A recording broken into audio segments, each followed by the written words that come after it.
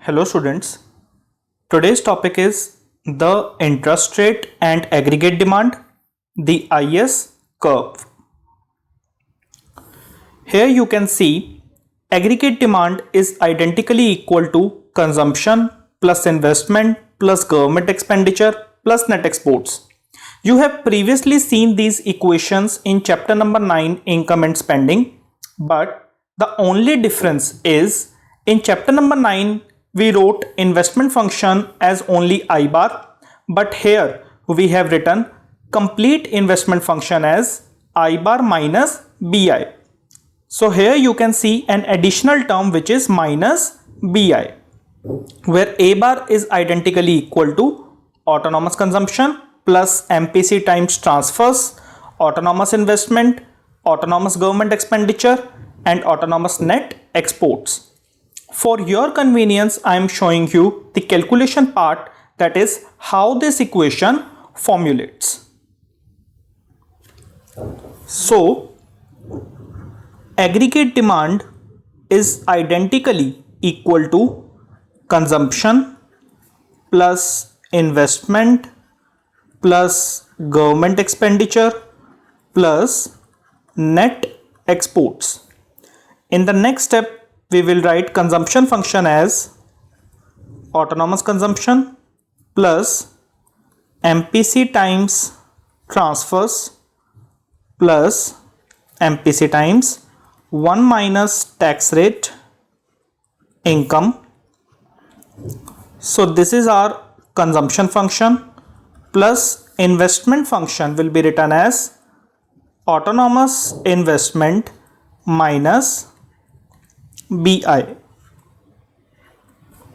plus G bar and NX bar. Government expenditure and net exports are taken as given. In the next step we will write C bar plus transfers plus I bar, G bar and NX bar. So we have collected all the autonomous parts in this bracket. The next term will be this term C 1 minus T Y and this term minus BI. Okay. In the next step we will write A bar, where A bar is autonomous spending, which means all these terms mentioned in the bracket, plus C 1 minus T Y minus BI. So this is our AD function, okay, where A bar is equal to the sum of these terms.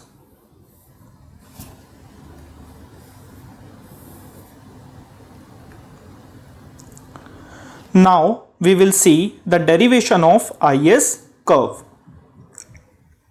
Here we have upper panel and this is the lower panel. In the upper panel we have defined the axis as income or output on the horizontal axis and aggregate demand on the vertical axis. And in the lower panel we have taken income or output on the horizontal axis and interest rate on the vertical axis. This is our 45-degree line and this is our AD schedule. The intercept of the AD schedule can be found out by putting y as 0, so its intercept will be A bar minus BI 1. Equilibrium will be achieved at this point, that is the intersection point of AD schedule and 45-degree line, because at this point planned spending equals income. This is our equilibrium point and this is the initial equilibrium level of output, which is OY1. Now we will show this equilibrium output and this equilibrium point in the lower panel. You can see the initial equilibrium level of output is OY1 and the initial equilibrium interest rate is taken as OI1. Okay, and this is the initial equilibrium point E1. Now suppose that interest rate decreases from OI1 to OI2. When the interest rate decreases, investment will be increased because there is an inverse relationship between interest rate and investment. Due to the increase in investment, aggregate demand will be increased, right? And there will be an upward shift in the AD schedule. So here you can see the upward shift in the AD schedule. A bar plus C1 minus Ty minus Bi2, and here was written I1. So this upward shift in AD curve is due to the decrease in interest rate. The new and its intercept can be found out by putting Y value as 0. So A bar minus Bi2. The new equilibrium point will be this point E2, and the new equilibrium level of output is OY2, as you can see in the lower panel. This new equilibrium level of output OY2 is achieved at this interest rate OI2. When we join these 2 points E1 and E2, we will get IS curve. Thus, the IS curve shows combinations of interest rates and levels of output. This IS curve shows combinations of interest rate and levels of output such that planned spending equals income. You can see that at these points planned spending equals income because these are the equilibrium points of the goods market. That is why the IS curve is called the goods market equilibrium schedule, because all the points on the IS curve represents the equilibrium points of the goods market. At these points planned spending equals income, AD equals to Y. The IS curve is negatively sloped, reflecting the negative relationship between interest rates and income. You can see it is negatively sloped, which reflects the negative relationship between interest rate and income. When interest rate decreases, income increases.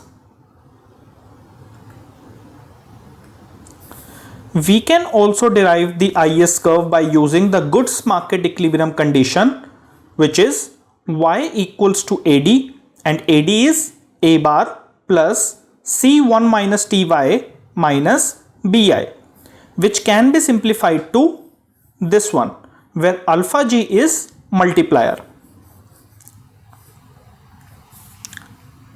Y equals to AD, this is the equilibrium condition. AD can be written as A bar plus MPC times 1 minus T Y minus Bi. In the next step, we will write Y minus C 1 minus T Y equals to A bar minus Bi. In the next step, we will take Y common. So the terms left in the bracket will be 1 minus C 1 minus T equals to A bar minus Bi. In the next step, we will write Y equals to 1 upon 1 minus MPC times 1 minus tax rate A bar minus B I. Okay, where this term is our multiplier denoted by alpha G. Fine.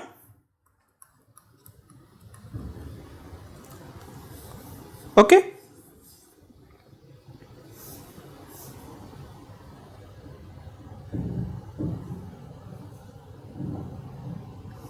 Higher interest rate implies lower level of equilibrium income for given A bar. You can see that if the interest rate increases, equilibrium level of income will be decreased. You can see this minus sign before interest rate.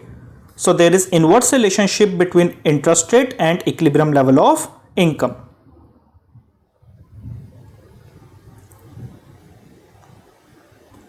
Thank you.